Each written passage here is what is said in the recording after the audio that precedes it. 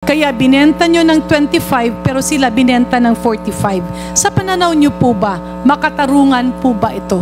I'm not in a position to judge, but that is based on the guidelines. No? But Maybe I can ask the current administrator, Mr. Chair. Sa pananaw nyo po ba, Admin Larry Lacson, makatarungan po bang bilhin ng mga malalaking negosyante ng 25 pesos sa gobyerno at ibenta ng 45 pesos, maski 43 pesos?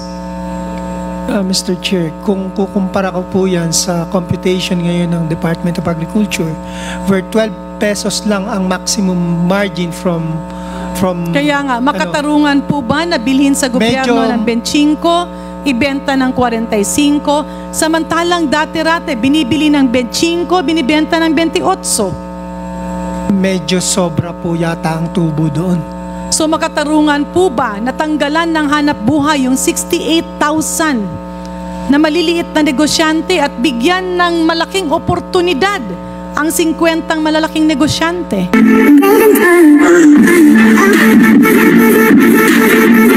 So, correct me if I'm wrong on... Para pong Mr. Chair, ganito, nagkaroon ng baha doon sa probinsya ng Iloilo. Ngayon, yung ginawang batas, dapat national muna yung magre-respond. So, national yung gagalaw, tapos yung baha, tuloy-tuloy doon na nahihirapan yung mga tao. Pagdating ng national government doon, tapos na yung baha, malaki ng epekto sa tao. And by the time na tutulungan mo, halos wala ng epekto. Dito, yung batas sana is yung NFA, binabalik yung poder nila. Nawala yan, linagay naman, pero ginawang DA. However, ang mangyayari niyan, dadaan muna sa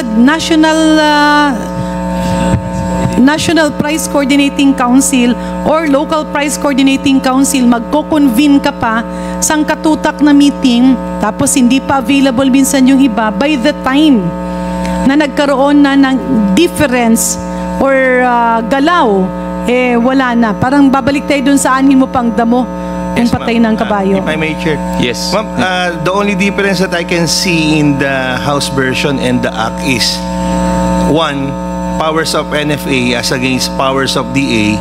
Two, the inclusion of LPCC in the House version as against sa batas na wala na yon. But for both case, there's a need for a price coordinating council recommendation before the secretary of the department can act on it. So the difference before and now, dati-rate kapag mahal ang bigas, NFA agad-agad makakatugon. Pre-RTL. Okay. Ngayon, kung may problema at mahal yung bigas, iikot pa muna at yung desisyon ay masyadong delayed at mahirap gawin dahil sa maraming legal impediments. Food emergency, yes, ma'am. Tama po ba? Chair, before, every day, merong available NFA rice just for the purpose of price stabilization. Okay. Moving forward, Mr. Chair, idagdag pa natin dyan yung malaking problema kaya nagkakaso-kaso yung ating mga bodigero. Kasi nga, meron kang buffer. Kung hindi ka mag-imbak ng bigas, pwede ka namang makasuhan at makulong. Kung mag-imbak ka naman at hindi mo ginamit, makukulong ka pa rin at makakasuhan. Tanong, dun sa ating buffer stocks, which was pegged at 330 million kilos on an annual basis, ilan po doon ang nagagamit sa experience nyo para sa mga kalamidad? Tanggalin mo si Kadiwa, ha? Kalamidad. Thank you, Mr. Chair. Ang nagamit po last year ay 700,000 bags lamang. So out of 330 million kilo, that's bags, in kilos. In kilos. 7 para isa. Ang bags natin kung full, yung 9-day buffer stock, sabihin natin 6 million bags yan. So sa 330 million kilos, ilang kilos ang nagagamit para sa kalamidad? 700,000 bags. 700,000 bags. Times 50. 35 million. So sa 330 million kilos, makakagamit ka ng 35 million kilos, meron kang 295 million kilos of rice na pwedeng masira. At kapag nasira yon, ang mananagot naman ay ang taga-NFA. Ito ba ang ating sitwasyon ngayon? Kailan ba yung status? Admin Lacson. Tama po, Mr. Chair. Ang hirap So ng kinakabahan ka na rin kung kailan ka kakasuhan. napakahirap po talaga ng sitwasyon. Marami pong contradiction, hindi lamang po yan. In other words, under the Mr. Chair, situation. nakikita na natin ang problema. Hindi ko lang maintindihan bakit ayaw bigyan ng tsansa ng iba na payagan at ibalik ito. Now, Mr. Chair, doon naman sa nangyari kay Admin Bioco, hindi po ba, ano pong ginawa nyo? Kasi takot kayong masira yung bigas. Anong ginawa nyo? Allowed naman under the Hindi, NFA. anong ginawa nyo? Yung Binenta. Okay. sa mga rice Binenta nyo millers sa mga rice and millers. with the deed of undertaking na i-remill nila yon para maging acceptable sa Okay. sa Binenta nyo consumer. at how much? 25 pesos, which is the mandated price. Because that is the mandated price of the board. Board. Okay, binenta nyo sa kanila, merong agreement na i-remill nila before 68,000 na maliliit na negosyante ang binibentahan nyo. Itong nangyari, ilang negosyante ang nakabili? I'm not Estimate, more or less siguro mga around 50. 50. So, Mr. May Chair, mga patingiting. yun yung difference. 68,000 maliliit na mga negosyante na binigyan mo ng kabuhayan. At wala pang nasasayang na bigas sa gobyerno. Vis-a-vis dito sa 50 malalaking negosyante na sila ang binigyan mo ng pangkabuhayan. The question is, if government sold it at 25 pesos, magkano naman ang naging benta ng ating mga traders or rice millers na sinasabi nyo? I'm not absolutely aware, but as much as 40, 42 after remilling. Okay. So, 25 pesos binenta ng 40, 42. Ang naging kasagutan kasi sa amin, admin, nung nakaraang mga hearings ay 45. Tama po ba, Mr. Chair? Nabili ng 25 pesos, na ibenta ng 45 pesos on the average. Now, magkano ang benta nung kapanahunan dati na hindi tinanggalan ng poder ang NFA na pumasok kapag mahal ang bigas?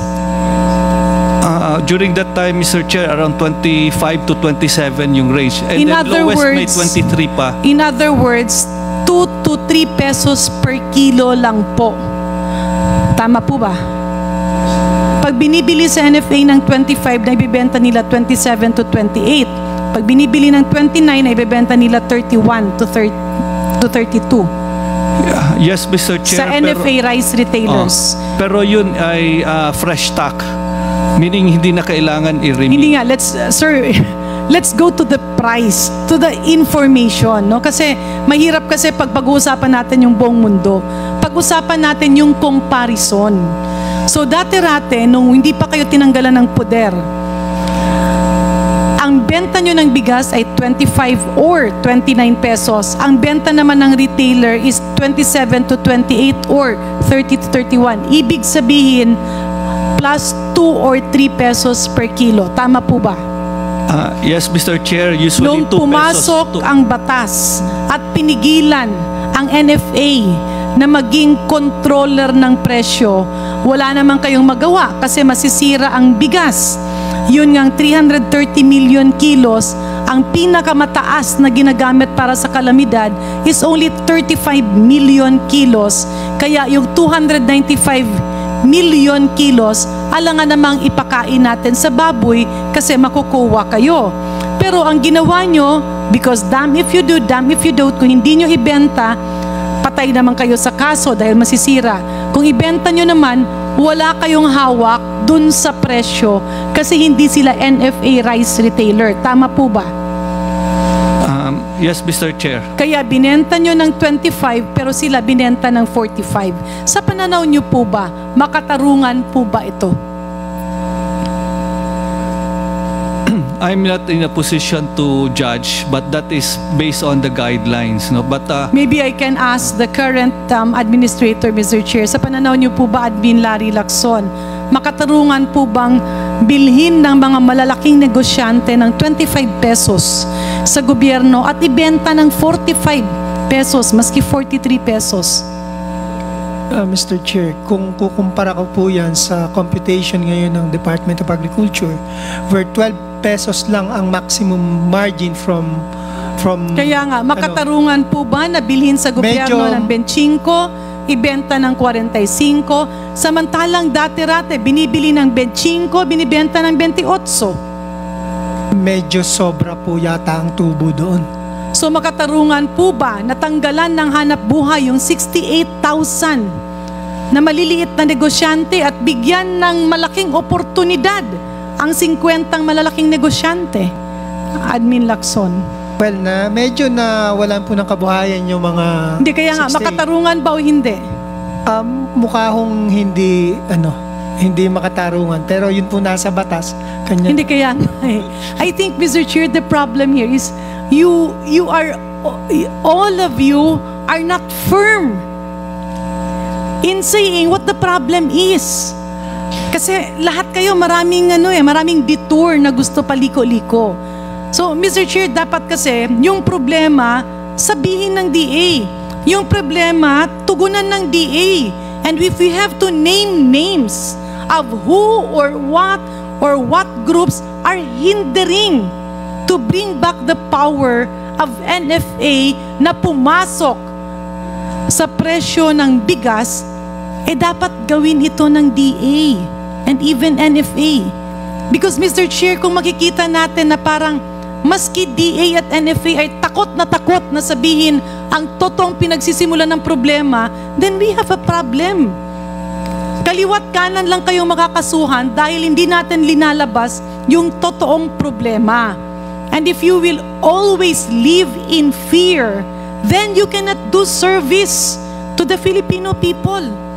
Mahal ang bigas, klaro yan. Pinanggalan ng poder ang gobyerno, pinagbigyan ang mga pribadong sektor na laruin sa merkado. Nagkanda kaso-kaso na at pwede pang makulong yung ating 143 NFA officials. And hindi po ba, admin, nung nasuspend kayo, ang daming palay ng ating local farmers ang nasira. Kasi sarado ang mga bodega. Walang bibili, wala namang mga bodega yung ating farmers. Can you confirm this? I'm not aware, Mr. Chair, pero Can DA confirm this, Mr. Chair?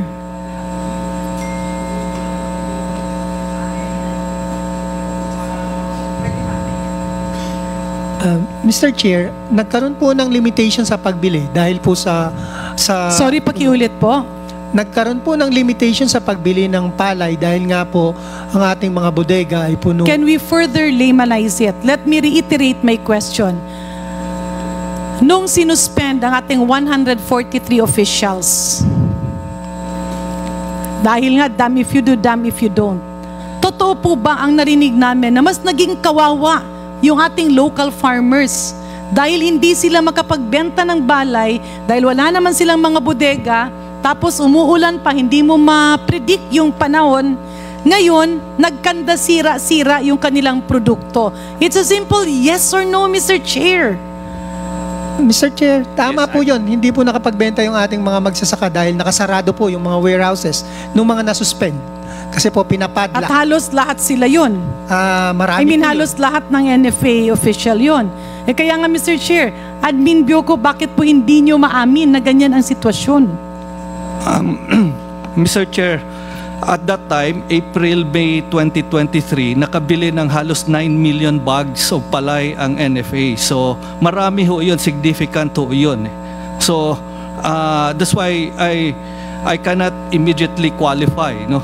Maybe some areas, dahil sirado ang NFA, that are affected, but almost 90% ng target ng NFA with the hard work of our administrator, we were able, NFA was able to buy close to its target.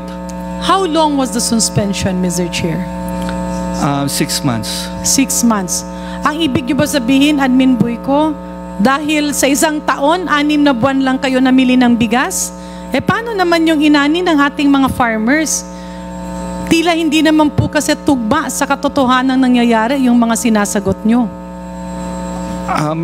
Mr. Chair, I'm only aware of what was reported publicly that na-meet yung target na more or less almost 9 million Let's talk bags. about the actual situation on the grounds. Kasi wala na yun sa record nyo eh. Pero kasi kami, lumapit yung mga farmers, hindi sila makapagbenta dahil sarado yung NFA. Kaya napilitan na lang silang maghanap kung sino yung pwede. And yun na yung sinasabi mo, distress selling. Ibenta mo na lang kahit kanino dyan kasi ulan ng ulan, wala ka namang covered court na mapaglalagyan. Or kung sa covered court mo naman ilagay, syempre, piestahan naman yan ni Mickey Mouse. Mr. Chair, if NFA was able to buy 9 million bags in April, May, dapat by June, July, mini-mill na yan para ready na yan for calamity relief. Kaya nga, ang July tanong nga to kasi nasuspend nga September. kayo lahat eh. You're talking about the ideal situation. What I am referring to is the situation where Yes. all of you didn't have a choice but to get sued, be suspended, and now face cases simply because yung magandang panukalang batas na rice tarification law ay hinaluan ng something na intentionally or unintentionally ay napilay ang gobyerno kaya pwedeng magsabwatan sa presyo ng bigas at takot na takot lang palagi ang opisyalis ng NFA kasi you have been open or prone to cases. Not to mention the loss of opportunity for the 68,000 small micro-entrepreneurs and the waste of government money. I think Admin Lacson would like to... Yes, Admin Larry. Thank you, Mr. Chair. Para lang ho, mas clear. Kasi I know, former Admin Bioco, hindi niya na alam yung details after nun ngang nangyari yung suspension. 6 months po yung suspension, but yung mga warehouse supervisor natin, nakabalik po sila, hindi po natapos yung 6 months. Pinabalik po ni Ombudsman. Bakit? Nilift na po ni Ombudsman yung kanilang suspension. Yes, ilan na Admin Larry yung mga Yung first It was batch, 300, I think, from the very beginning, 300. 143 yan, na minus yung sa 142. Tapos, yung mga warehouse supervisor, mga para nasa 70, if I'm not mistaken. Pero marami sila. So, during those times, nakapag-open na rin yung mga bodega nila kasi nakapag-transfer ng mga responsibilities. So, nakapamili po tayo noon. And at the same time, dahil, if I'm not mistaken, mga 90 bodegas itong naipadlock, ang bodega po natin nationwide, roughly 288. So the bodegas na nakakapamili, namili po. 288 ang napadlock 90. Mga ganun po, opo. Roughly ganun po. So, na-stop dun sa 90 dahil nakasara, pero the rest, namili po kami. Kanya po, tama yung sinasabi ni former Admin Bioco, nakapamili po kami up to, actually, na-over pa namin yung target namin for the first half of the year. With the effort of all employees ng NFA nationwide, nagawan po ng paraan na nakapamili po tayo. Pero nagkaroon siya ng epekto sa mga maliliit na farmers. Yes, Mr. Chair. Dun po sa 90 bodega, ako po mismo nakakatanggap ng mga And tawag. one bodega refers to how many towns or how many one bodega, one province ba? Ay, hindi po eh. Minsan, one bodega, 2 probinsya ang... So itong sakop 90 bodegas would refer to actually possibly 180 provinces. Medyo ganun. Hindi, 80 lang yung probinsya eh. Meron po mga cases na siya malaki ang sakop niya. Pero, of course... Depende sa geographical location. In other words, Mr. Chair, just to recap and give a summary, the prices now is beyond control. At hindi po totoo, kanina yung naririnig ko na the wholesalers will dictate the price. No. Para ang nangyari dyan, nawala yung nanay, nawala yung tatay, parang bahala sila lahat dyan.